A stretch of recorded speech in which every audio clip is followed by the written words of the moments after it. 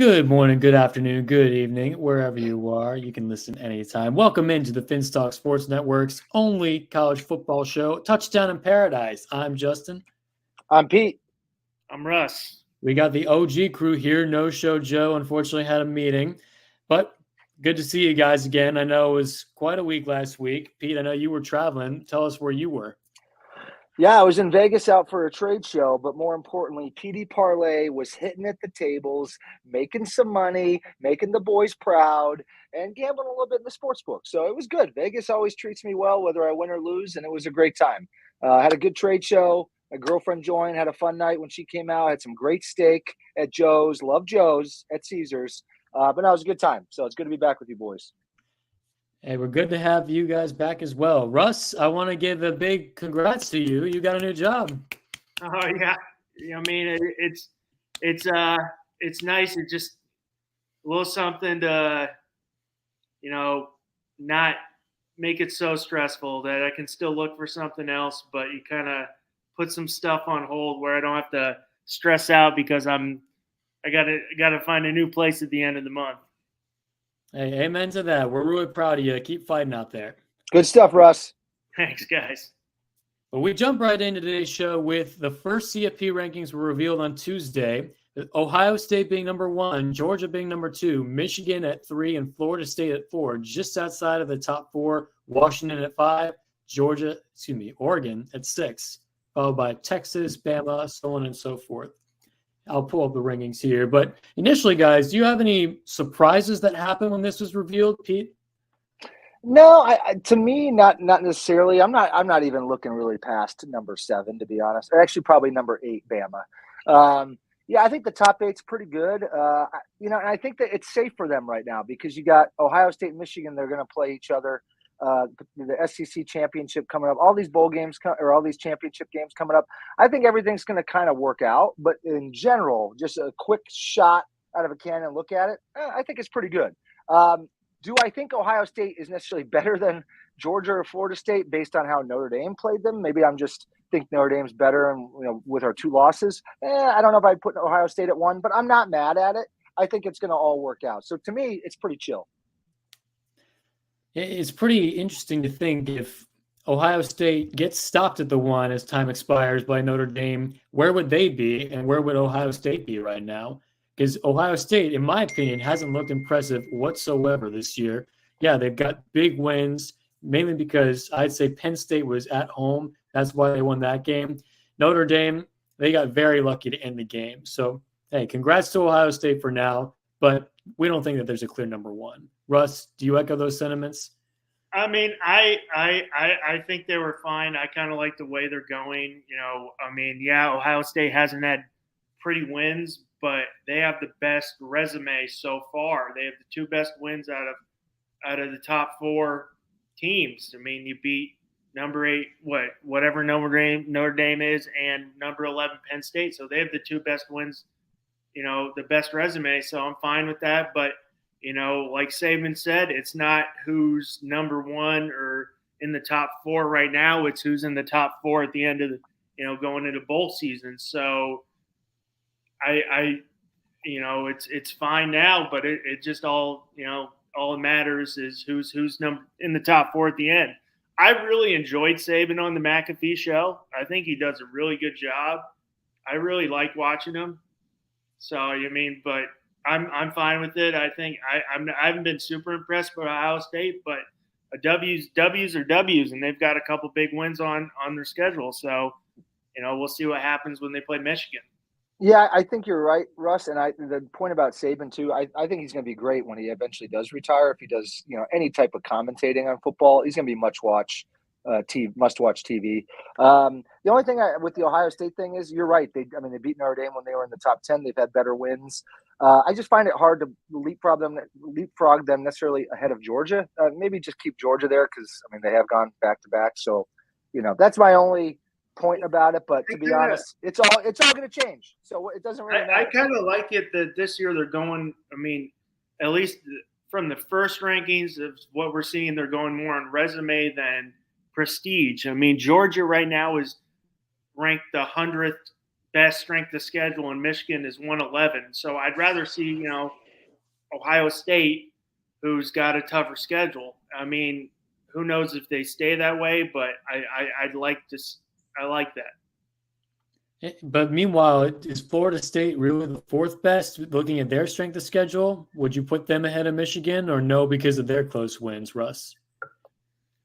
I mean, I'd put Washington in. I mean, I know I would put Oregon in there. I know we can't because they got one loss, but I think even though I think Washington, I put Washington in there, I think Oregon probably could be the best team in college football right now. I agree with that. Unfortunately, they did lose that Washington game because of a bad fourth down call, and the offensive coordinator for Oregon has now admitted that was his fault. Pete, any other big surprises you saw throughout the rest of the rankings? To be honest, looking at it, not necessarily. I mean, I think Notre Dame should probably be higher because I think their strength of schedule and the close loss that they had against Ohio State potentially could be higher than 15, especially with the way that we kind of beat up on Pitt this past weekend. I don't know if Ole Miss necessarily deserves to be number 10. That was the surprise to me that they're still that high, even though they do have one loss, albeit a bad one to Alabama. That's true. It's one loss. They've just been kind of blah this season. Not a whole lot of great wins. Same thing with Missouri too. Like, I don't know. I think you'd probably put both of those two teams behind Louisville, LSU, and Notre Dame. And then to me, that'd be fine. If Notre Dame moved up to 13, switch those two to be 14 and 15, I think it would look better. But, Notre Dame's got 2 losses. So what are you going to do? They're not going to put a 2-loss team ahead of a 1-loss team, especially a 1-loss team in the SEC. So, but that's what I would do. But I don't get paid the big bucks. Russ, your thoughts? I was fine with it. I mean, Ole Miss. I mean, it's a little high. I don't see too many marquee wins on their schedule so far. But I mean, SEC 1 loss, and most of their games were very close. It was only this past week where they won big. Yeah, that's true. I mean, including not to say Tulane's bad or anything, but they've had a lot of close games that I thought they should have blown people out. And then, of course, they get rocked by Alabama. So I don't know. Mm-hmm. But they're not going to make it to the top 4 anyways. So it's almost like, what does it even matter talking about them, Right. At this point, the rest of the rankings are here just to show who's going to go to which New Year's Six bowl game if you're not in the top 4. But thankfully, next year we are getting a 12-team playoff, and I'm very excited for that. Seeing how this may become a closer deal to what the NFL has. Eventually, if the Big 12 or the Big 10 and the SEC gets swallowed up into just 2, then we could end up with the 7-team each side and into some sort of big national championship game like the Super Bowl would. Hey, 12 teams is better than 4, I mean, it's going to be electric. I can't wait. Maybe these conferences like the Pac-12, all they had to wait was another year maybe if they could got a deal done. Then every year you're in the playoff, and who knows what would have happened, But, I mean, that's a different story. I mean, once we go with 12 teams, there's going to be a problem with 12 teams. There's always going to be a problem. People are always complaining about the BCS, and then they're complaining about we want more. They get 4, and they say it's not good enough. Soon they're going to go to 12, and they're going to be like, no, we want to play off like FCS. So it's never going to be perfect. There's always going to be people complaining. So and they'll always find a way to complain about something. I look forward to seeing what the excuse is going to be for any school, even UCF down the line. But we're going to move forward here, right into some recaps. No Bowers, no problem. Georgia crushes Florida 43-20. Carson Beck looked great. 315 yards, 2 touchdowns. DeJuan Edwards, 95 yards on the ground and 2 rushing touchdowns. Graham Mertz had 230 yards through the air and 2 touchdowns. So, guys, what did or did not impress us with both of these teams? Let me start with Pete here. Florida, to me, I thought they were going to make this a closer game, especially with Bowers being out. I might have made too much of a deal as to how much he was going to make a difference being out, but also maybe it's just the opponent. Florida's just not the upper echelon in the SEC. It doesn't matter if they have one of their best damn players on the team. Georgia still beat the brakes off them, kind of. I mean, 23 points. Could have possibly won by more. I learned more about Georgia in this one, that they lose a big guy. It could be a little draining for your team, but they come out, the quarterback literally balls out, takes them to a great victory. really no issues. So I learned more about Georgia. They're rolling, man. I mean, if anything, you need adversity like this sometimes when the season comes around. Now, obviously, you don't want to lose Bowers the middle of the season to the end of it. Maybe we've been better on week 2 or 3. But adversity, if you're a good program, you can rally around that, and it just makes you stronger. So I think Georgia's just going to be better because of this. Good for them. And, yeah, Florida's whatever. They're done. They've been done for a while. Russ, what about you? Yeah, I mean, I think we might maybe judge Georgia a little too quick there, where it's like, Carson Beck is now starting. We're starting to see him come into his own. This guy was a backup for the last couple of years, waited his turn, didn't jump in the transfer portal, and now they're starting to mesh. And I do agree with Pete that adversity kind of is the best thing. It kind of, Bowers goes down, you never want to see that, but it makes a couple other players, they got to step up. That's what that offense is doing. And yeah, Florida's definitely looking down. It's not Tim Tebow, Florida anymore. Urban Meyer's not there. It hasn't been Tim Tebow or Urban Meyer's Florida for a long time. And to be honest, they haven't been in that national title conversation really at all since then. The closest they were was 2012, I want to say, when I believe it was that year Jeff Driscoll was starting. Yeah, I mean, not to say anything about Florida, but their season was over when they lost to Utah in week 1. Granted, Utah is very good, but they were done after that. So, I mean, you lose week 1 to a Pac-12 team, and you got to play the rest of the SEC gauntlet. Like this, you're not going to go undefeated. So, good for Georgia.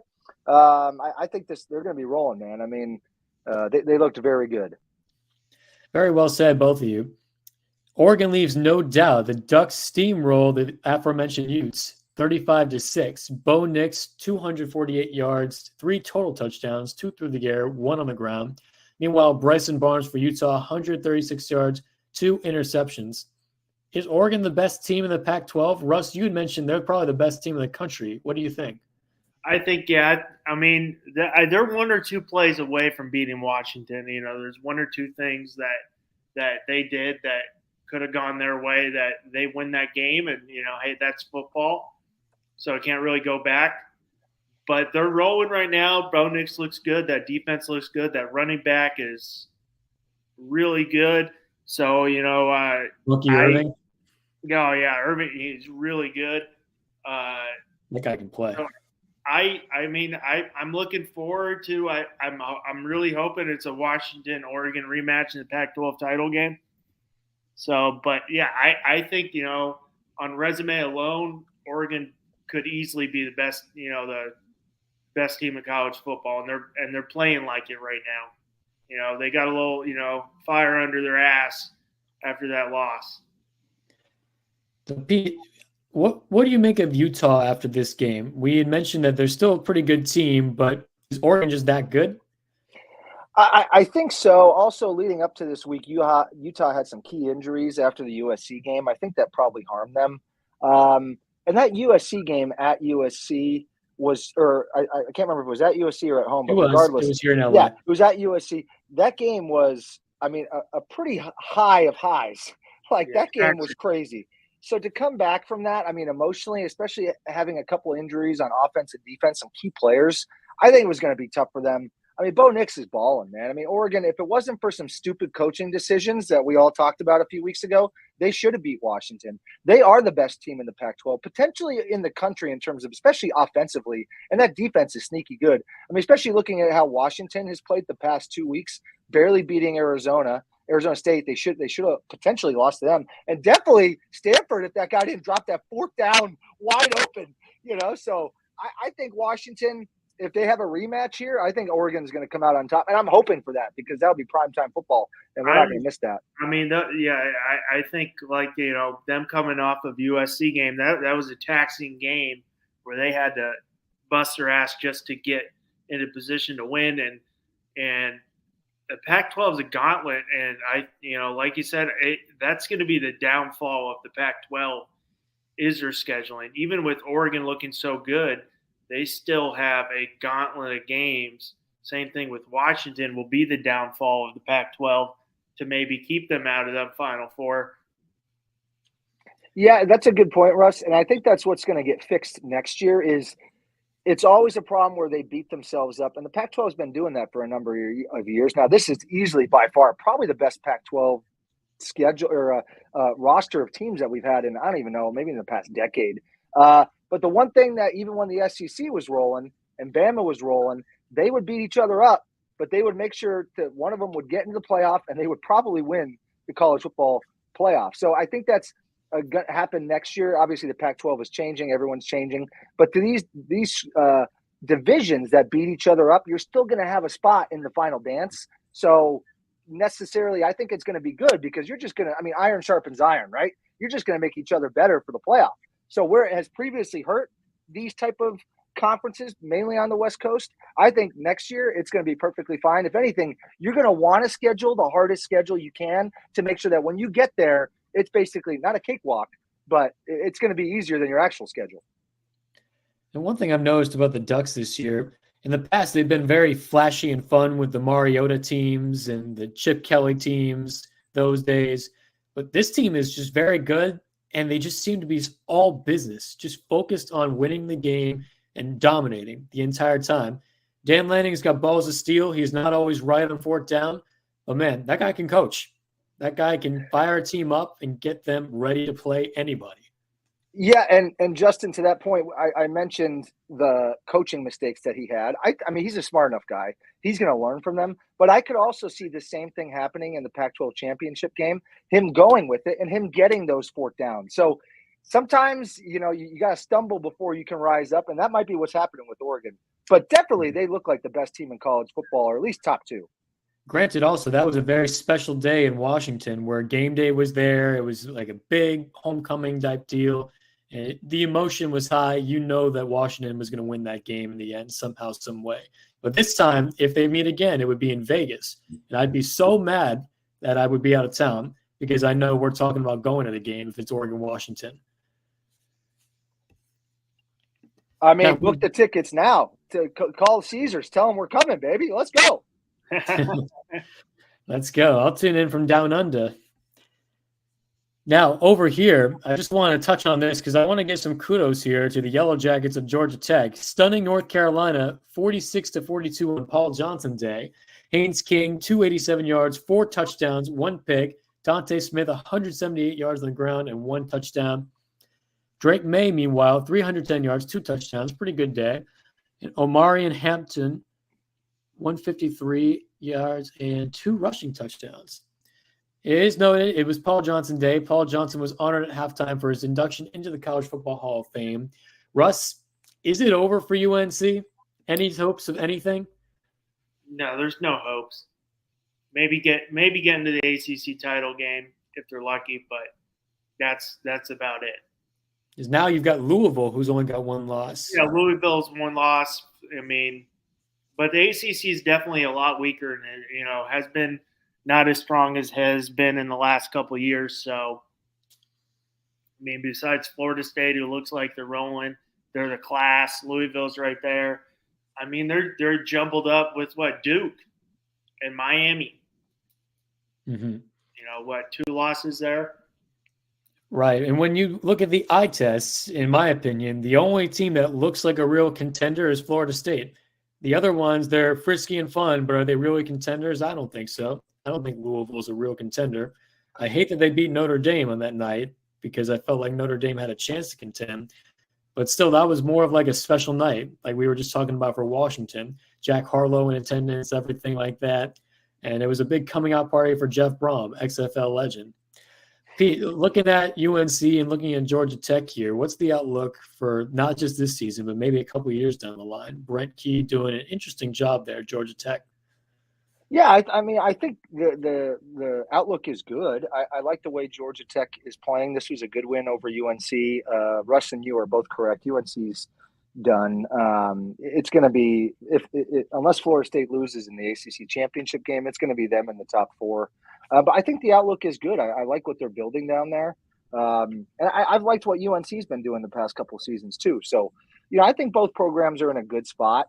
We'll see with these new schools coming into the ACC, including Stanford, Cal, kind of the pedigree that they're going to be bringing to it and how they affect the recruiting in the Southeast. So we'll kind of see how that plays a factor.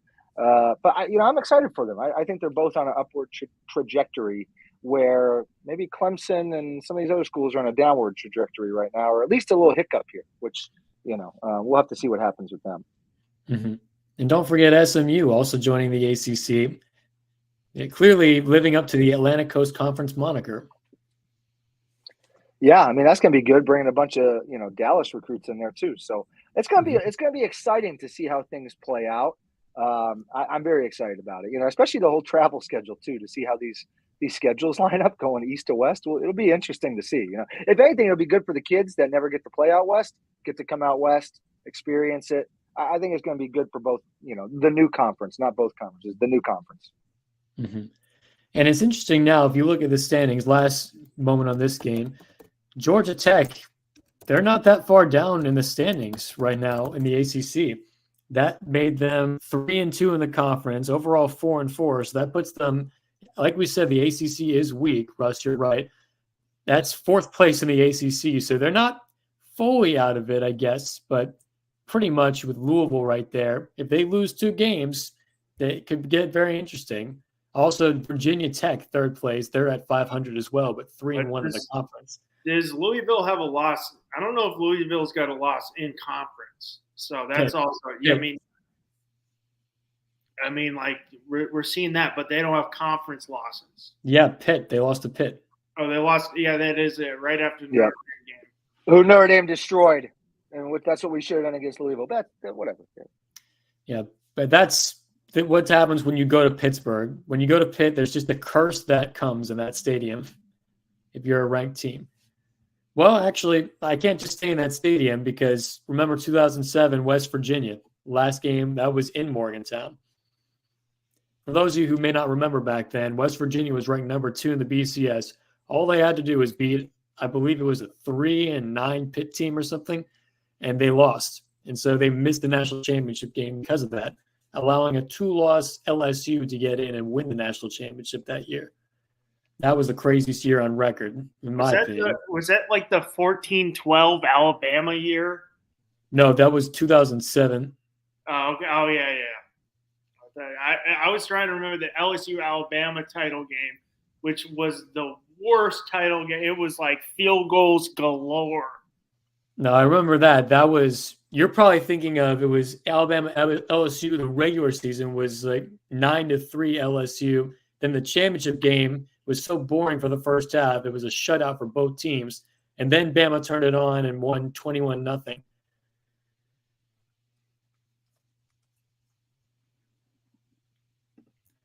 That was a pretty damn boring game. Yeah. Personally, I don't think Bama should have been there in the first place. After they lost to LSU, didn't win their division even. But they always favor Saban, and we know that. But let's go right into the Russ Report. All right. Now we got a little mix up this week. I've got 59 points. I'm on top. Got a little winning streak going. I hit 2 in a row. Mm-hmm. I took the Charlotte one was like I had no clue where I was going and just fucking threw some. I want to be like one of those guys, just get a dartboard and like put some teams up there and throw it, and whichever one it hits, I'm going to go with. And sorry, Justin, I picked against UCF and they lost this week. Don't worry about it. Yeah. Joe's at 55. Stone, right there. Justin's at 50. Pete, we're going to relegate you to tier 2 of Paradise Parlay picks. You're in the gutter. You're at 40. So I'm really hoping your Vegas picks are better than this. But let's I don't know about my Vegas picks, but my Vegas blackjack is much better than my gambling picks. That's for sure. Mm-hmm. All right. So now we're going to move into the Paradise Parlay here. We're going to start off in the Independent versus ACC challenge here. Notre Dame at Clemson. Notre Dame -3, over under 45. Notre Dame -155. Clemson +130. Pete, our resident Notre Dame expert here, you go ahead and take the lead.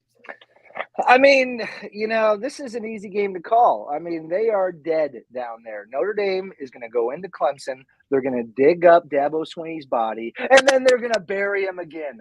They are going to win easily by 10-plus points. It's going to be an easy win, but Clemson might make it a little close at the end. I'm taking Notre Dame money line, betting the house on it, betting the house on the point spread, and betting the house on the over. Notre Dame is rolling. We've had a couple weeks at home, scored 1 billion touchdowns, no big deal. Sam Hartman and his hair is going to go down there. It's going to be flowing in that Carolina wind. He's going to be flinging touchdowns, baby. Let's go. Joe is not here, but he happened to leave his picks for us. He's got Notre Dame covering the spread with the under and the Notre Dame money line. Russ. Yeah, I agree with you, Pete. I think Clemson kind of got broken there, so I think they'll cover. The over was a little low. Those are two pretty good defenses, but I am going over, and then obviously Notre Dame money line.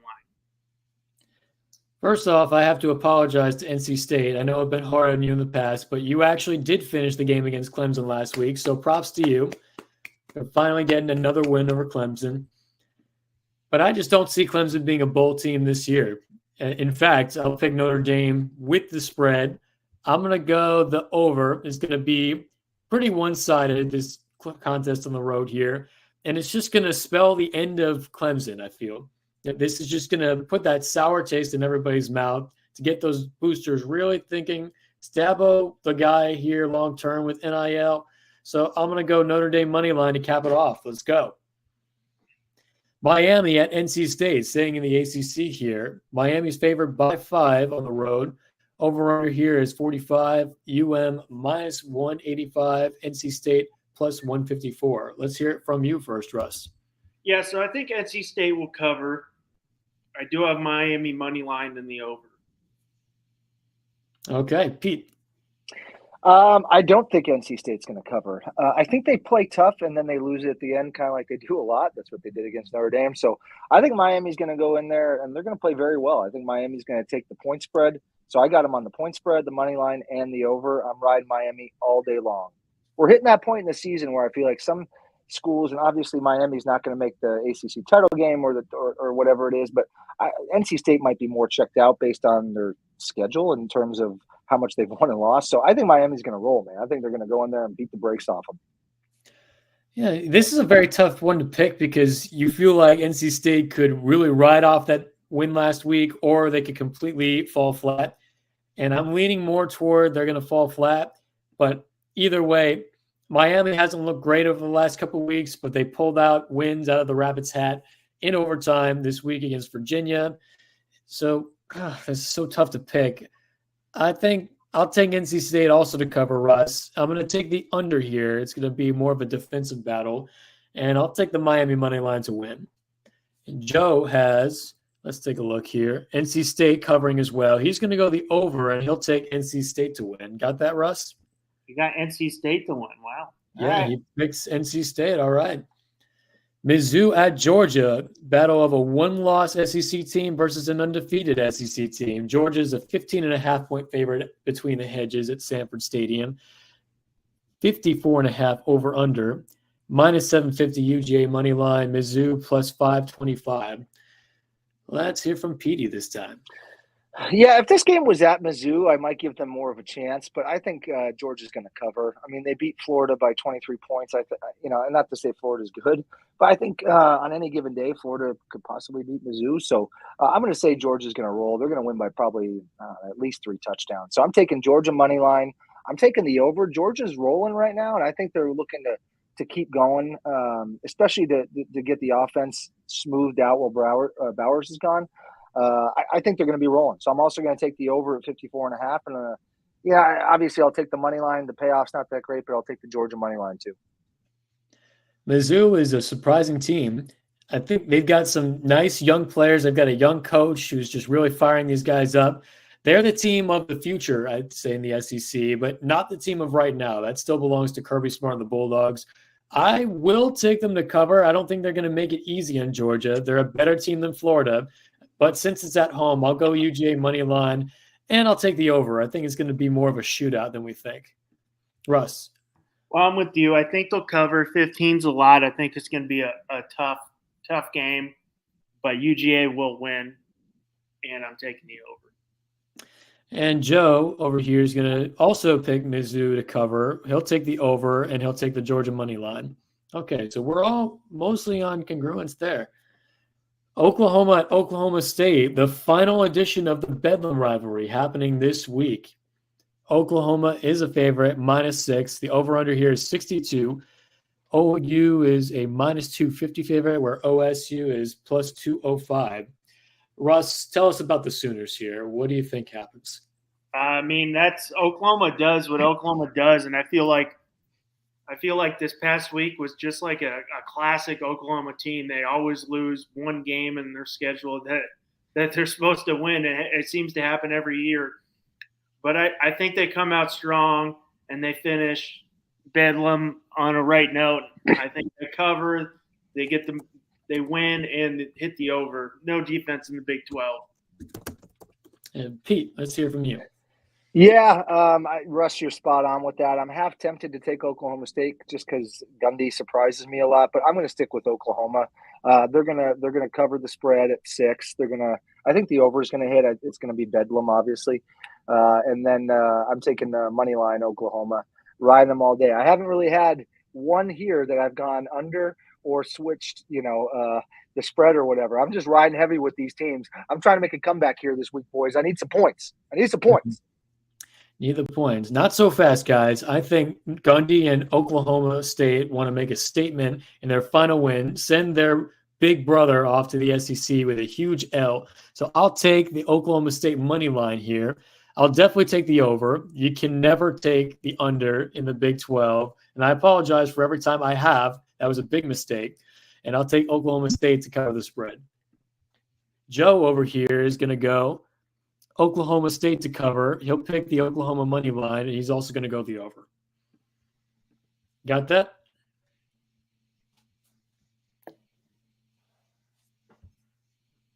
Okay, we're going to move on here. Kansas State at Texas, staying here in the Big 12. Kansas State right now is a 4.5-point road underdog to Texas, 51 over-under. Texas -162, KSU +160. With this freshman quarterback, Malik Murphy, my brother who went to UT said he's been dying for this kid to start because he thinks the world of him. But Pete, do you feel that? I don't know if I feel that same way, especially not this week. I think Kansas State's going to get the upset here. I mean, their record's only one game off of Texas anyways. I think Kansas State's going to go in there and surprise them. So I'm taking Kansas State to cover, Kansas State money line, and Kansas. And let's see here. What's the over? What are we looking at? It's 51. I'm probably going to take the over. I think it's be a high scoring game. So all K-State, baby. Let's go. Russ. I mean, Justin, you said you played the under sometimes in the Big 12. I don't think that's as a big of a mistake as you calling a push on a 57.5.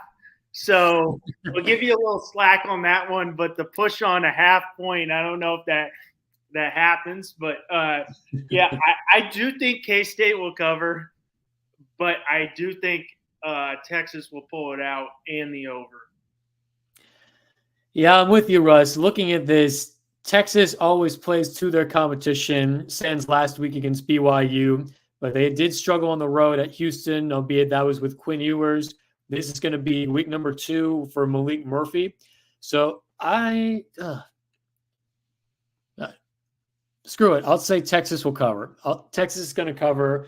It'll be the over, and then I'll take the Texas money line. Joe over here is going to take Kansas State to cover. He'll go the over, and he's going to also go with the Wildcats to pull the upset in Austin. Okay. Little divide here. Now, Washington at USC. This game happening right here in LA. Washington -3.5, over under 76.5. Washington -175, USC +145. This is a game that I've been looking forward to all year. I know that USC I thought would come in here undefeated. That didn't happen. This is the beginning of the season, by the way, I'm talking, not until the Notre Dame game. So I always thought that Oregon was going to lose at Washington, even though I picked them to win, just in hindsight. And I felt like Washington was going to come down to LA and lose, and then USC next week would go and lose at Oregon, so there'd be a 3-way tie here.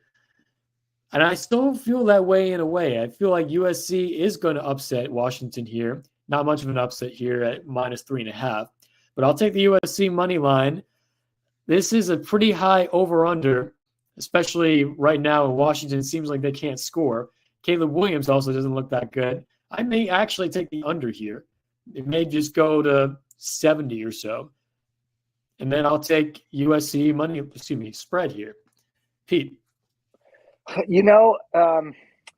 I think big-time players rise to the occasion.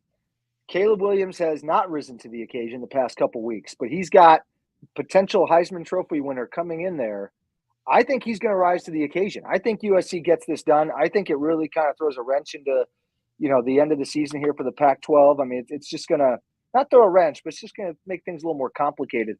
I think USC is going to get the upset here, so I'm taking USC money line. I'm taking USC to cover the spread, and I'm taking the over. I actually think it's going to be a shootout because USC's defense is not that good. And I think USC's offense is going to make Washington not look that good on defense. So I'm taking the over, riding with USC. Let's see some drama. Big-time players make big-time plays. Iron sharpens iron. Let's go, Caleb Williams. This is your call. Step up, brother. Let's go. And Joe is going with Washington to cover. He's going to take the under as well, and he'll take Washington to win with the money line. Russ. Well, I like what you said about big-time players come up big-time games, but it's going the opposite way. It's going to be Michael Penix. I got Washington cover. I got the money line in the over, and we're talking hitting the under. USC's defense just gave up, 48 points to Cal? That's right. So, I mean, there's going to be no defense in this game. But, yeah. Hey, I've said that a couple times this year, and it has definitely, I thought it would be a shootout, Oregon, Colorado. Granted, there was 42 points, but, Colorado did nothing on offense. So, I mean, I could be biting my words, but I got Washington. I want the rematch at the end of the year. Now, I echo those sentiments. I remember Colorado going to USC. I thought USC was just going to destroy them because Colorado had stumbled so much. But no, USC's defense really is that bad. So I see where you both are going with the over here. So I'm just looking forward to this game. I may even buy a ticket. Who knows? It'll be a showdown. And lastly here, our game of the week.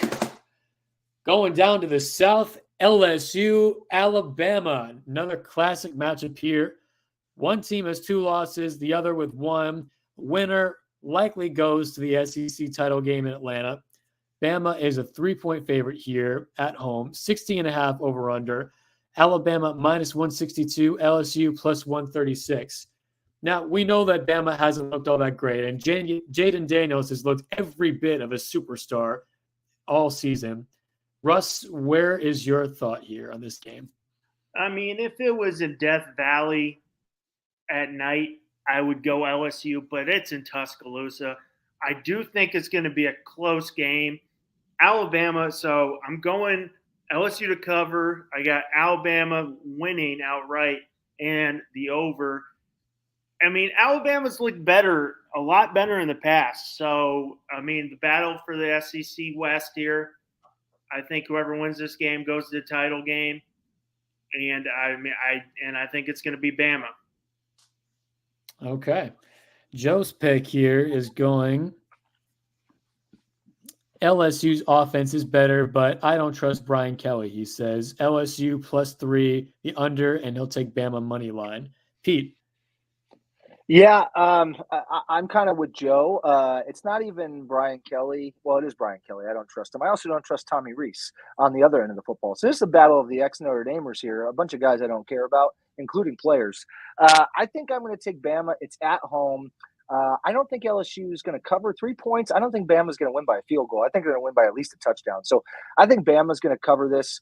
It's going to hit the over. I think just the amount of guys they have, especially Jaden Daniels, I mean, he can score points. These teams are going to score points. It's probably going to be like a 37-27 game or even a 37-21 game. Another thing, I was really high on Tennessee against Alabama. And Joe Milton made it look easy in that first half against Alabama. He was smiling, he was slinging it, he was running it.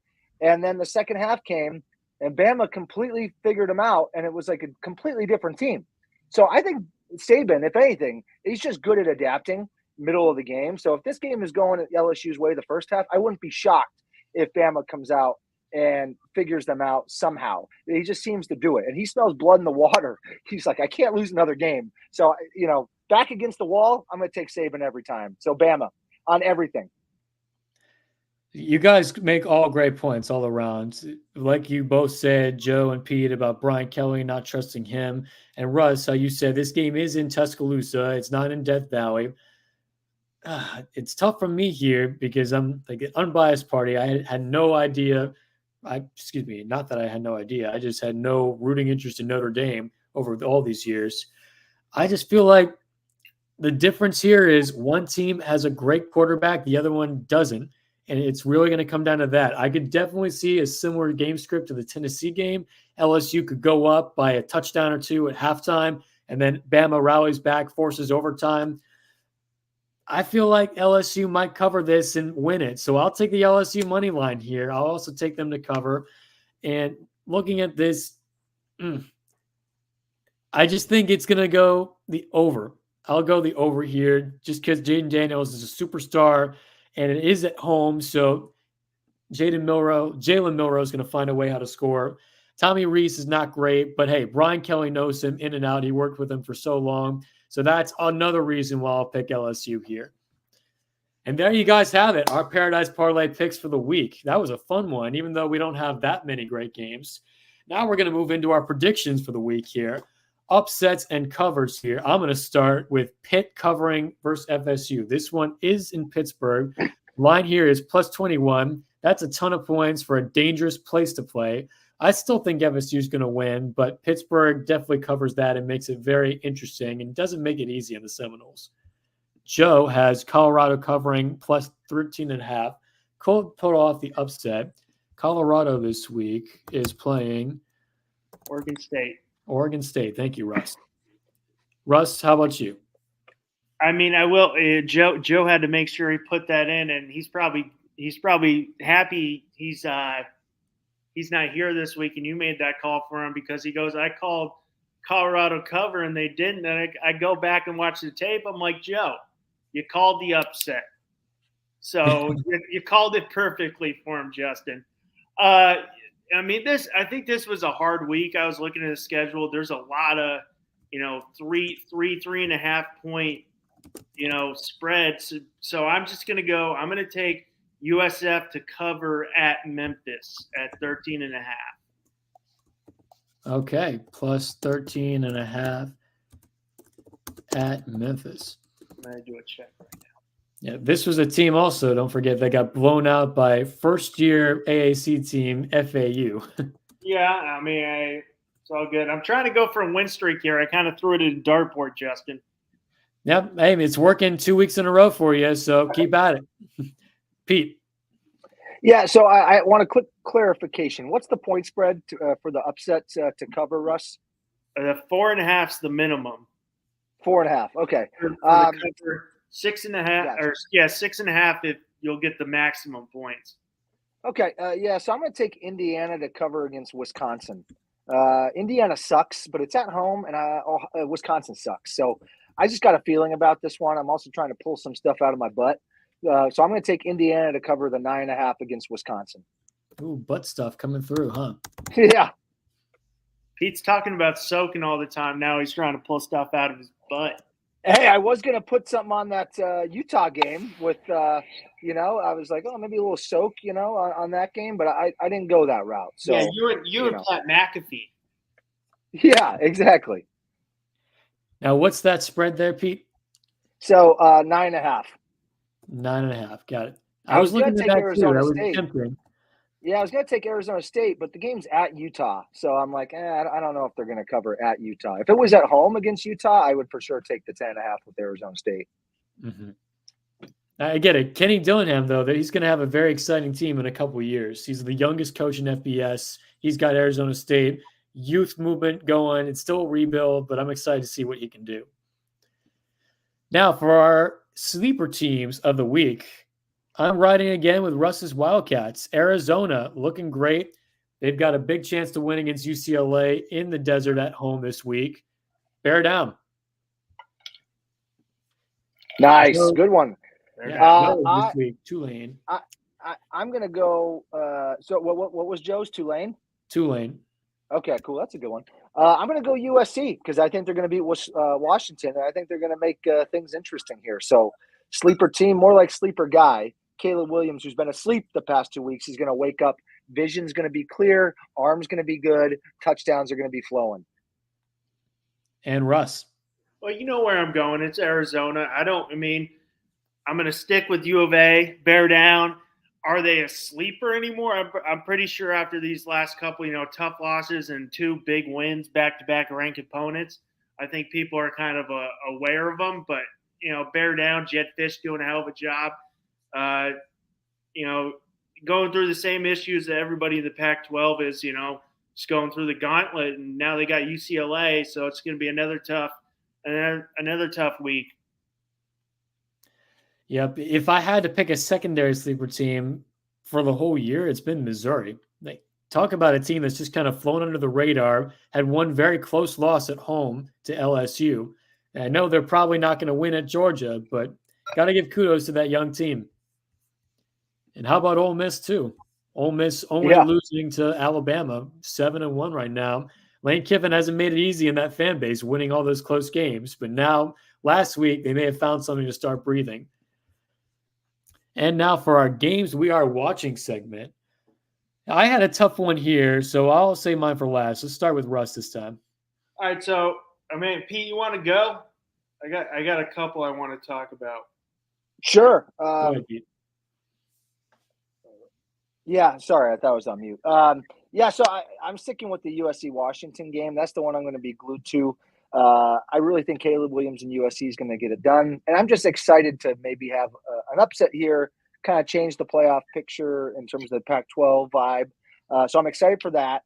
Definitely excited to see former Notre Dame players, Bama versus LSU. And Justin, to your point about the Bama stuff, I want LSU to win. I like Jaden Daniels. I just don't think it's going to happen. So I'm really interested in that game. And then I think that's pretty much the main ones that I'm watching this week. How about you, Russ?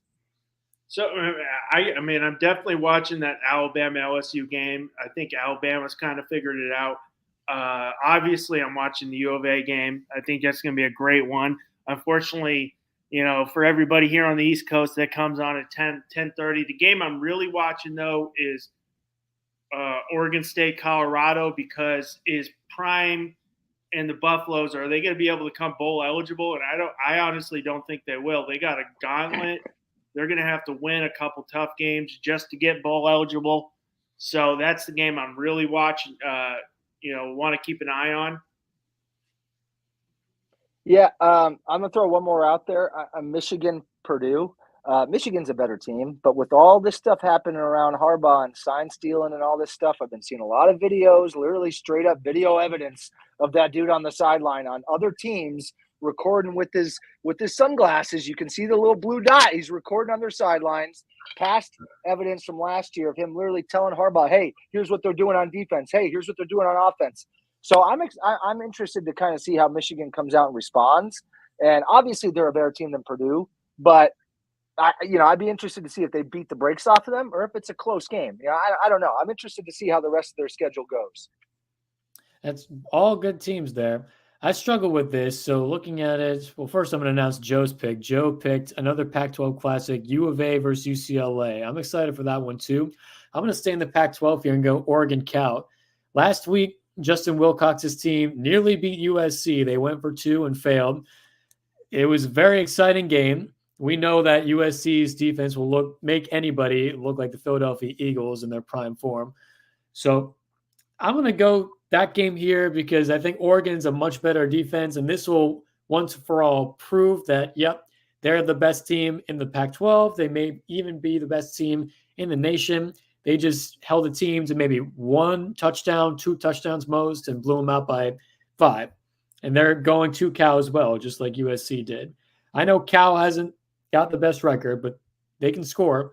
They're very interesting. I'll be interested to see what they can do in the next couple of years when they move to the ACC. God, I can't even talk today. And now for the stat of the day. I've been waiting for this one. My alma mater, UCF, plays its annual rivalry game with the University of Cincinnati. Now, unfortunately, recently the new Big 12 came out with their new scheduling, and we're not playing an annual rivalry game going forward. But whatever. To hell with them. But more about this.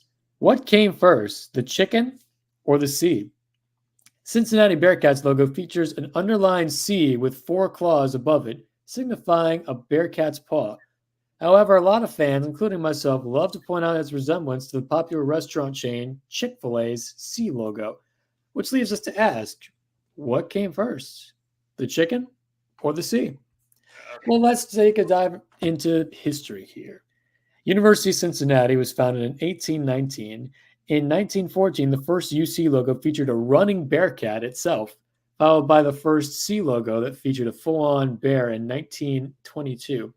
Many redesigns later, the prototype of the current Cincy logo was released in 1990 and was made over to what it is today in 2005. This all per the UC website. Meanwhile, down in Atlanta, Chick-fil-A was founded in 1960.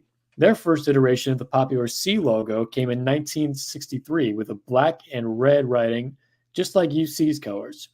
It's been redesigned many times over the years, but overall still looked pretty consistent since the inception, per Chick-fil-A's own website.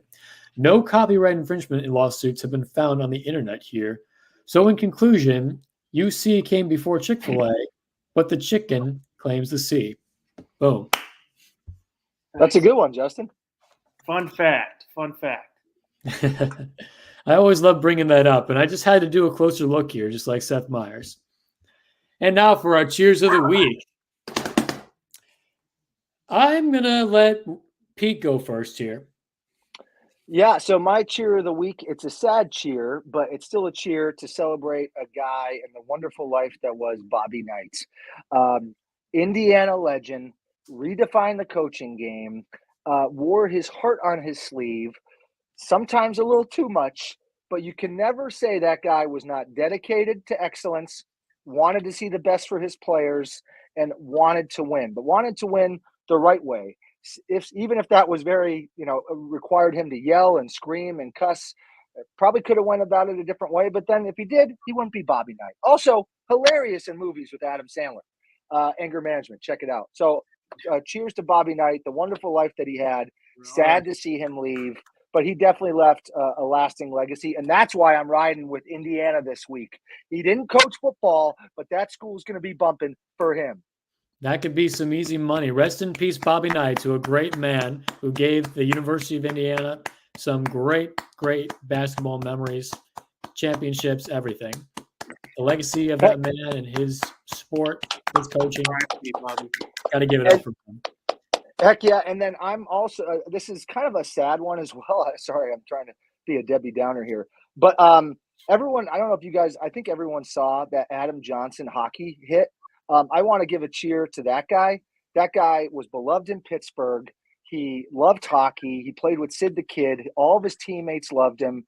He retired from the NHL early at 29 and then went to play in England and tragically passed away this week when he got cut in the throat with a high foot that cut him with the defender's skate. I'm not going to get into all the other stuff about it. If you've seen the video, it's extremely tough. But cheers to him, the wonderful life that he lived, and hopefully his family gets a lot of support from everyone in the hockey community, which they seem to be in this tough time. Extremely sad, but cheers to a wonderful life, a short life at only 29 years old. Rest in peace, Adam Johnson. Beautifully said, Pete. Beautifully said. Russ. So first, give a little shout out to my brother who got married this week in Wilmington on the house on the Intercoastal Way. Beautiful. If go read his stuff. He works for Fox Sports. Joe Morgan, Twitter @the real Joe Morgan. But and my other two cheers are for Liberty and James Madison, both coming from the FCS. I think Liberty was a couple years ago. James Madison's second year, both 8-0, and I know James Madison not bowl eligible this year. Liberty hopefully will be, but both making a good mark, making that jump up. Cheers to your brother, and cheers to the Virginia schools you just mentioned. JMU, unfortunately, not bowl eligible because of the NCAA rules. And then Liberty, who was an independent for a while, now a member of CUSA, I believe. And Jamie Chadwell, former Coastal Carolina legend, now coaching there. Props to him, too. Good ones, Russ. Joe over here said, cheers to another good weekend of college football. Cheers to be able to do this and thankful to be doing this. Cheers to the boys and Finns Talk Sports Network. Thank you, Joe. In your absence, cheers to you as well. Oh, Pete's got a dog. Cheers to our baby boy, and he just turned 10 this past month. So cheers to Rupert. Let's go, buddy. He's older than all of us. Yeah, he might actually be 9. They just told us at the vet today his birthday was, I don't know how they can tell, but they said he's a year younger. So cheers to him for, losing a year. All right. Young forever, puppy forever.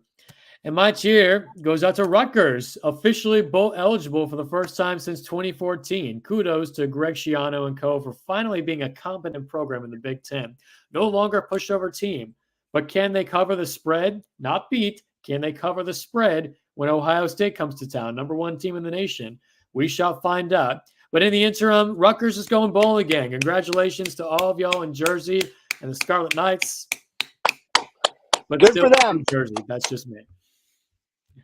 And that is our show for the day. Thank you guys so much for tuning in. Don't forget to like, subscribe, and follow us all here on the Finns Talk Sports Network. I'm Justin. I'm Pete. I'm Russ. And this has been Touchdown in Paradise. We'll see you next week.